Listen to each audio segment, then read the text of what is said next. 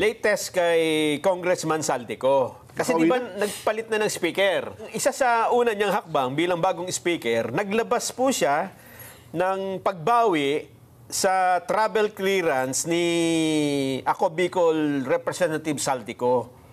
At siya po ay inaatasan na bumalik na sa bansa sa loob ng 10 araw. Nakita mo naman si Toby Chanco nagpasya naman na mag-testify. At tuwi rin niyang binanggit ang pangalan ni Saldico. Hindi lang binanggit, pinakita niya yung napakahabang listahan. Ngayon, ibig ko sabihin, sino ba tinutugis natin dito? Butete? Pauwiin mo. Balitaan ko muna kayo. Latest kay Congressman Saldico. Yan. Kasi di ba nagpalit na ng speaker? Okay. Ang palagi ko, ito yung isa sa pinakauna niyang hakbang, si Speaker Faustino D. Boji. Ang isa sa una niyang hakbang bilang bagong speaker, naglabas po siya ng pagbawi sa travel clearance ni Ako Bicol Representative Saldico. At siya po ay inaatasan na bumalik na sa bansa sa loob ng 10 araw. Ang travel clearance ni Saldico, ang nag-approve pa ay si dating Speaker Martin Romualdez. At sinasabi na itong siko ay pumunta ng Amerika at nagpagamot. Pero sa ngayon ay yung petsa nung anong petsa niyan? Ngayon na yan, di ba? Oo. Yung kanyang revocation. Ayan, September 8 kahapon. So 10 days mula kahapon, dapat nasa Pilipinas na si Saldico. Dahil marami nga daw po itong dapat nasagutin. Pero batay ho sa mga kumakalat ngayong impormasyon. Anong date niyan? Kahapon? Kahapon po. Opo. September 18 yan po. 19 ba ngayon? 19 po ngayon. Sa mga tweet, ginawa ni Senate President Soto yung usapan namin. Habang kumakain kasi kami, pwede mo naman kung tawagin yung bagong speaker. Opo. Na sabihin mo na pauwiin si Saldi. Kasi pinag-uusapan namin yung mungkahi ko kasi na direksyon ng pag-iimbestiga. Ayun naman, hindi ko naman kinakaila kahit kanino. Ang gusto ko pag nanguhuli ako, ayoko ng sapsap, ayoko ng butete. Ang gusto ko, sapagkat nakasadlak tayo sa napakalaking problema ng korupsyon na ngayon ay nabuyang-yang talaga. Kailangan yung mismong sistema ang ating targetin. Ngayon, para ngayon ay magawa mo yan, na kinakailangan malalaking isda, mahuli natin. Pumayag naman yung narinig naman ninyo. Sabi ko, kahit na 1 milyong sapsap ang mahuli mo, Opo. At maipakulong mo, hindi ako naniniwala na makakagawa yan ng bagay na makapagpapatigil sa napakalaking katiwaliang nagaganap sa ating bansa. Yan po yung pagkatanong nyo kasi kita. Sabi niya kasi, kahit na paano, deterrent. Hindi ka ako deterrent yan dahil puro butete lang yan. Para sino matatakot sa mga butete? So, pumayag din siya. Tama po naman na kailangang malaki. So, mula doon sa discussion na yun, sabi ni Senate President, habang kumakain kami. Opo, yung nag-break kayo. Oo. Naintindihan ko naman kanya yung tinutungo ng pagtatanong mo. Tama naman yun. Hanggang sa mapag-usapan nga namin, pwedeng ipatawag. Kasi nga, si Saldico, ilang beses namang nabanggit ang pangalan. Doon lamang sa doon sa sinumpang salaysay ng mga Diskaya, nabanggit na yung pangalan. Bagamat ang pagkakabanggit ay mula dun sa dalawang congressman na kanyang in-identify. Name drop daw po yung pangalan nila. Name drop kasi nagtanong siya, bakit dito 25% lang, bakit dito 30% na ang kinukuha nyo? Yung sa amin dito kasi, may manggagali, may mapupunta kay ganito, binanggit ang pangalan ni Saldico at ang pangalan ni Speaker.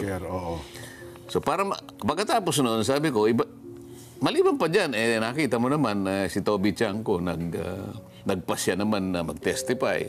At tuwi rin niyang binanggit ang pangalan ni Saldico. Hindi lang binanggit, pinakita niya yung napakahabang listahan. Kasi palaging gusto pinag-uusapan, resibo, di ba? Napakahaba ng resibo na talaga namang yung mga insertions, 2 probinsya lang. 2 probinsya lang. Pag sinuma mo yung mga insertions, 13.8 billion pesos. Ang pangalan ni Saldico, ang nakabuyang-yang doon. Ngayon, ibig ko sabihin, sino ba tinutugis natin dito? Butete? Pauwiin mo. Doon nagsimula yung usapan. So, kahapon ay 18, ganyan gagawin ko. Baka tinawagan. Pwede. Halimbawa, pag ayaw niyang bumalik, di kansilahin yung passport. Parang yung ginawa ninyo. Para kay Arnie Tevez. Parang nangyari kay Arnie Tevez. Ganun ang gusto ko na direksyon sana. Pero bakit mukhang nanawagan din si Majority Leader Sandro Marcos, di ba kahapon? Yun din ang kanya naging panawagan na mapauwi nga si Kong Saldi. Lumilitaw naman sa mga impormasyon na natatanggap natin na nandito na sa Pilipinas. Si Saldico. Maganda. Para sa ganun, masabi na kagad para maimbita kagad. Sa Pilipinas na, baka ibang ko yan. Marami kasi. Atoy ko. Hindi, may nakakita daw na nakahood dyan, dumating nung Sabado, dyan sa September 13. Madali yan pwede naman i-check yung manifesto ng immigration. Makikita nyo dyan kung anong aircraft ang kanyang sinakyan.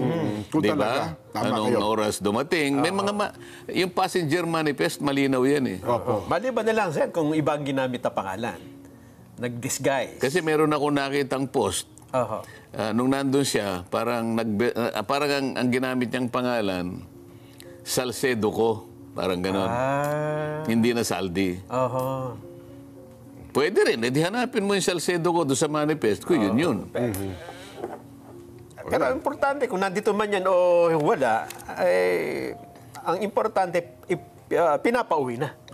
Ang point lang naman ito, Sen, makapagpaliwanag siya. Kasi nababanggit ang kanyang pangalan. Hindi naman agad natin sinasabi na siya ay guilty o may pananagutan sa usaping ito, kundi matanong kung ano man ang kanyang partisipasyon sa usaping ito, Sen. Halimbawa, bakit yung insertion mo puro pangalan mo? Okay. Anong interest mo sa Mindoro Oriental? Anong interest mo sa Abra? Puro pangalan mo nakalagay. 13.8 billion. Paano mo nagawa yun? Di ba? Puro pangalan. Ewan ko, 2 probinsya pa lang yun. Meron ka pa bang iba? Hindi ko pa sinasabi yung Bicol. Marami siyang ipaliliwanag. Ngayon, dikit-dikit na noon. Bakit? Paano pinayagan ng DBM yun? Paano pinayagan na... doon pa lamang, paano na-approve yung GAA?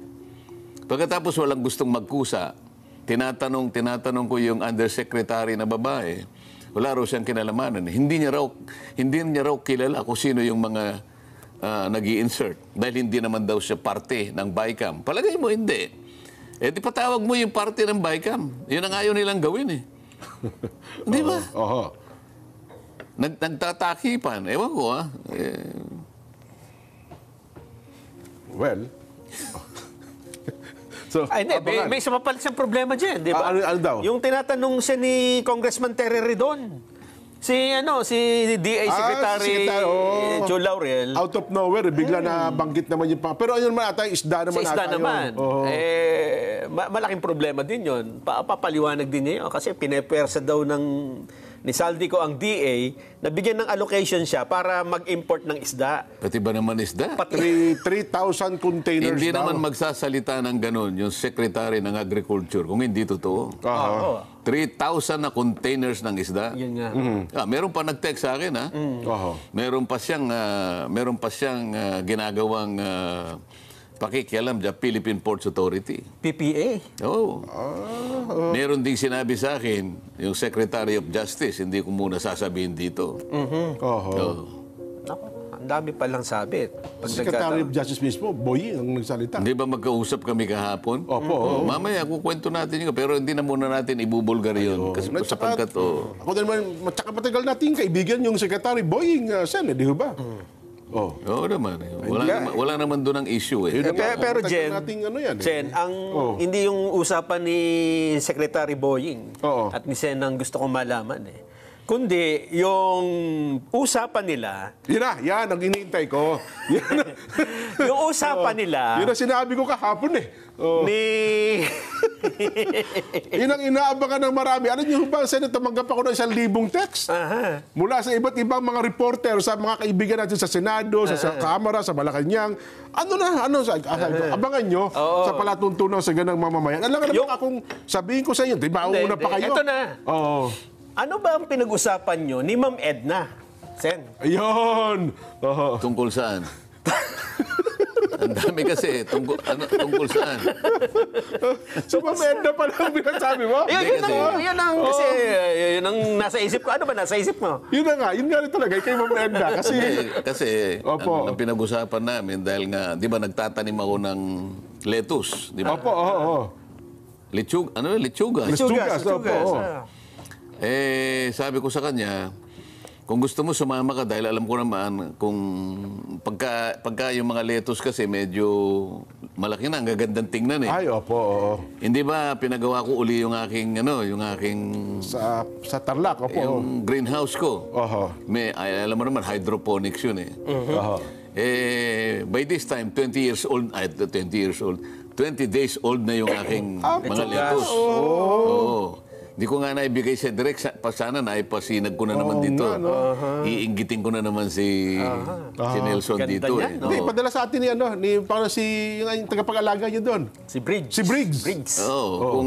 Kung nakikinig si Briggs, Briggs, i-text mo, isang mga sa akin, ha? text mo kay Direk ka mo Ayan, para maipakita natin yung bahagi na yun. Ayan, oho. Yun namang ilang portion na mapagtatamnan pa, tatamnan ka na naman ng kamuting baging.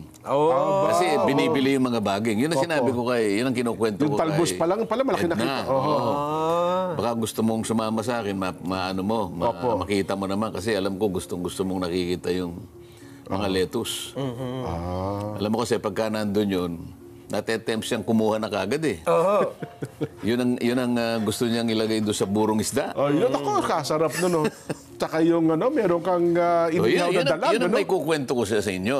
Bukod doon, wala akong masasabi. Ewan ko kung ano ibang gusto niya pang itanong. Ayun naman pala. At least malinaw tayo. Pasensya na kayo.